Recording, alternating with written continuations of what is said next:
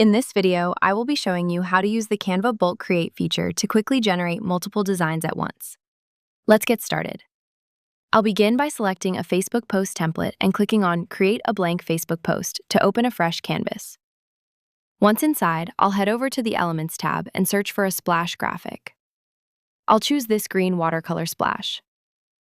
Resize it to fill the center of the page, and then adjust the transparency to give it a softer look. Next, I'll go to the Text tab and add a text box, changing the font to something bold, like Anton. Now, I'll navigate to the App section in the sidebar, search for Bulk Create, and select the app. I'll choose Enter Data Manually, clear the default table, and paste in my list of quotes. After deleting any unnecessary rows, I'll click Done. To link my data to the design, I'll right-click the text box on the canvas, select Connect Data, and choose the data field I just created.